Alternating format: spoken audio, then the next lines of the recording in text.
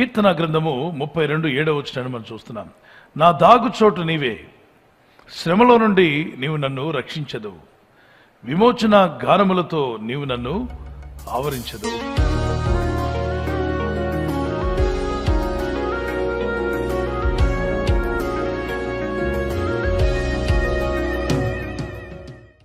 చాలా అద్భుతమైనటువంటి వాగ్దానం ఇది. ఇంకా మనకు నమ్ముకోదగిన సహాయం ఎవరున్నారు చెప్పండి? ప్రపంచంలో ఆయనే మన సహాయం. ఆయన మీద ఆధారపడదాం. ఆయన మీద విశ్వాసం ఉంచావు అయితే నీ కండబలం మీదో, నీ ధనం మీదో, నీకు తెలిసిన వారి యొక్క అండబలము, కండబలము, మరి కులబలము, ఇవన్నీ కాదు మన ఆధారం చేసుకోవాల్సింది. మన ఆధారము ఆయనే అన్నవారు చేయి పైకి గట్టిగా దేవునికి స్తోత్రం చెప్పండి. మన ఆధారము దేవుడే. నా ఆశ్రయ దుర్గమా, నా ఆధారం నీవే నాయన. మన మహిమకు, మనకు ఉన్న ఘనతకు, మనకున్నటువంటి ఆరోగ్యానికి, మనకున్నటువంటి సౌకర్యాలకు, మనకున్న నివాసానికి, మనకున్న సమస్తానికి ఎవరు ఆధారం చేయెత్తి చెప్పగలరా? ఆయన మన ఆధారం. ఆయనమే ఆధారపడే మనం జీవించాలి. ఆయన మన ఆధారమై ఉన్నాడు. ఈరోజు మనం ఏమై ఉన్నామో అదంతా ఆయన కృప అయి ఉన్నది. ఆయనమే మన ఆధారపడి జీవిద్దాం. దేవునికి ఇష్టలుగా జీవిద్దాం. దేవునికి దూరంగా వెళ్ళి మనం ఏం సంపాదించలేం. దేవునికి దూరమై ఏదో సాధిస్తామనుకుంటారు, అంత నష్టమే. నయోమి అనుకుంది. దేవుని ఆధారం చేసుకోకుండా నయోమి తన భర్తతో మాట్లాడింది. భర్త కూడా అన్నాడు, మనం వెళ్ళిపోదామా, బెత్లెహేము నుండి వెళ్ళిపోదామా? ఎక్కడికి వెళ్ళి మోయాబు ప్రాంతంలో మంచి బిజినెస్ చేసుకోవచ్చట. బిజినెస్ చేద్దామంటే ఓఎస్ అని చెప్పింది.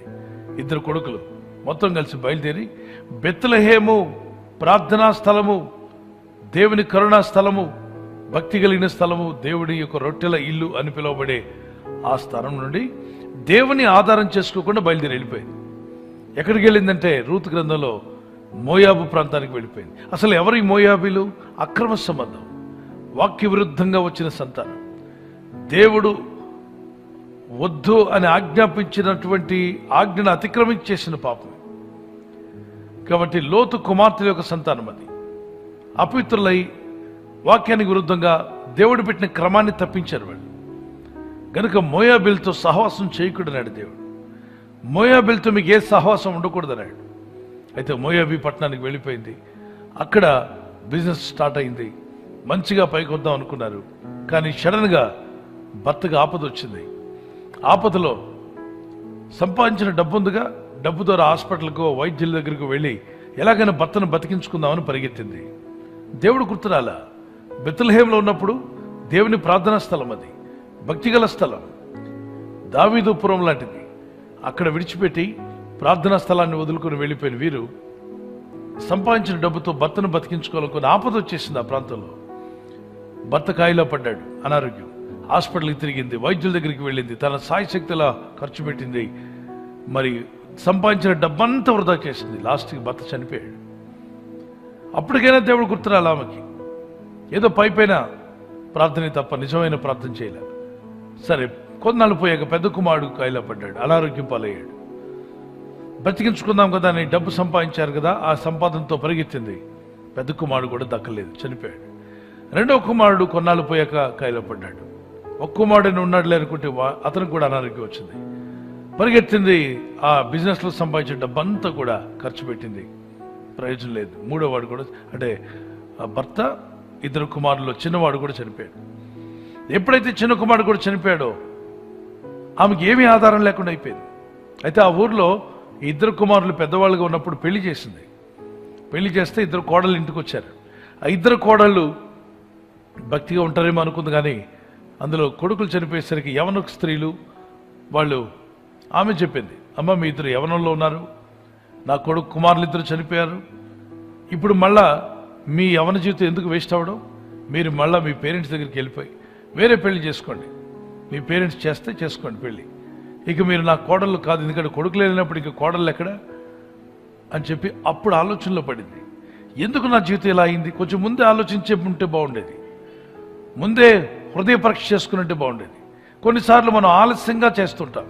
హృదయ పరీక్ష వెంటనే చేయాలి.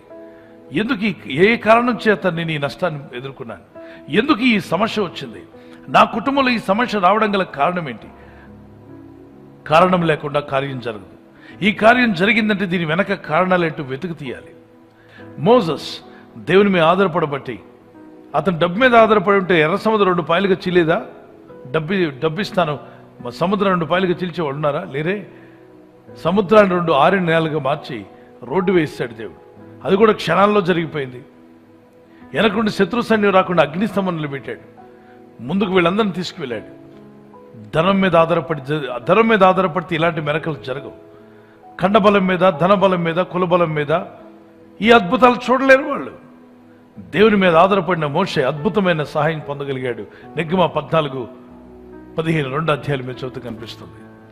దావీదు దేవుని మీద ఆధారపడ్డాడు. 1 సమూయేలు 22:1-2 వచనాల్లో, కీర్తన 123 కీర్తన 1-2 వచనాల్లో, కొండల తట్టున కన్నులిచ్చున నాకు సహాయం ఎక్కడి నుండి వచ్చును, యెహోవా వలనే నాకు సహాయం కలుగును, ఆయన భూమి ఆకాశములను సృజించినవాడు. Happy moments, praise God. ఎప్పుడైతే నువ్వు హ్యాపీగా ఉంటావో దేవుని స్తుతించు. In difficult moments seek God. కష్టకాలము, క్లిష్టకాలం వచ్చింది, ఆపత్కాలము, దేవుణ్ణి వెతుకు. Quiet moments worship God. దేవుడిని ఆరాధించండి. ఎప్పుడైతే నువ్వు క్వైట్గా అన్నింటిలో సమాధానంగా ఉన్నావు, ఉద్యోగం ఉంది, ఇల్లు ఉంది, బండి ఉంది, డబ్బు ఉంది, బ్యాంక్ బ్యాలెన్స్ ఉందా, అయితే క్వైట్గా ఉన్నావా? అనారోగ్యాలు ఏమి కలవరం లేకుండా అయితే in quiet moments worship God. Painful moment trust God. In every moment thank God. దేవుడు మనకు ఆశ్రయము, దుర్గమునై ఉన్నాడు. ఆపత్కాలంలో ఆయన మనం నమ్ముకునదగిన సహాయకుడు. ప్రార్థన చేద్దాం, ఆయన మీద ఆధారపడదాం. ఆయన నమ్ముకోదగిన సహాయకుడు. మీ ఫ్రెండ్స్కి చెప్పండి, మీ స్నేహితులకు చెప్పండి, ఆయన నమ్ముకొని ప్రార్థించండి. నమ్ముకొనదగిన. మీరు నమ్మారు అంటే కార్యం జరుగుతుంది. నమ్మువానికి సమస్తము సాధ్యమే. మార్కు సువార్త 9:23 వచనంలో దేవునికి సమస్తము సాధ్యమే. మార్కు 10:27 వచనంలో సర్వశక్తులకు దేవుడైనటువంటి ప్రభుకి సమస్తం సాధ్యమే. ఇర్మియా 32:27 వచనంలో ప్రభు ఈ రోజు నుండి నా ఆధారము నీవే, నా సర్వము నీవే. నేను ఈ లోకంలో ఉన్నంత కాలము నా దేవుడైన ప్రభు మీద నేను ఆధారపడుతున్నాను. నా ధనం మీద కాదు, నా ఖండబలం మీద కాదు, నా పేరు ప్రఖ్యాతుల మీద కాదు, నా ఉన్నటువంటి లోక సంబంధమైన దేని మీద నేను ఆధారపడలేదు, కానీ నా ఆధారము నా దేవుడే అన్నవారు మీ చేతిని పైకెత్తగలరా? అయితే ప్రార్థన చేసుకుందాం. పరిశుద్ధమైన మా తండ్రి, నిన్నే ఆధారంగా చేసుకున్నప్పుడు నయోమి జీవితం బాగుపడింది. ప్రభు ఆమె జీవితాన్ని మళ్ళా మధురంగా మార్చావు. అదే స్త్రీ ఒకప్పుడు తన భర్త బిడ్డలు బతికున్నప్పుడు లోకం మీద ఆధారపడి ధనము, ధన సంపదలు, బిజినెస్ అనుకుంటూ దేవుని స్థానాన్ని విడిచి, ప్రార్థనా సహవాసాన్ని విడిచిపెట్టి దూరంగా వెళ్ళి నష్టపోయింది. నాయన అనారోగ్యం వచ్చినప్పుడు ఆమె రియలైజ్ అవ్వాల్సింది, కానీ ఆలస్యం చేసింది. మేము ఆలస్యం చేయకుండా వెంటనే రియలైజ్ అయ్యి ఈరోజు మేము దేవుని మీద ఆధారపడాలి అన్న ఆలోచన ప్రతి వారికి దయచేయండి. ప్రార్థిస్తున్న ప్రతి కుటుంబాన్ని దర్శించండి. ప్రార్థించే కుమారులను, కుమార్తెలను దర్శించు నాయన. నీ మీద ఆధారపడ్డ వీరికి నేర్పండి. ఈరోజు ప్రార్థించి ప్రయత్నించబోతున్న శంకుస్థాపన అయిన, గృహప్రవేశమైన, ఒక బిజినెస్ ప్రారంభిస్తున్నా, ఉద్యోగ ప్రారంభానికి వెళ్తున్నా, ఒక మంచి కార్యక్రమాన్ని ప్రారంభిస్తుండగా, నేను వారి బిడ్డల వివాహం కొరకు ప్రయత్నాలు చేస్తుండగా వారు చేస్తున్న ప్రయత్నాలు ఫలించలాగున మీ దూతలకు ఆజ్ఞాపించండి. ఎవరైనా హాస్పిటల్లో ఉన్నా, ఐసీయూలో ఉన్నా, ప్రభు ఎవరైతే సీరియస్ కండిషన్ లో ఉండి బాధపడుతున్నారో వారికి యేసు నామములో స్వస్థతను అనుగ్రహించండి. కృంగిపోయిన వారిని లేవనెత్తండి. ఈ గాయపడిన హస్తమును చాపి వారికి ఉన్న సకల రోగాల నుండి విడుదల ఇచ్చేయి.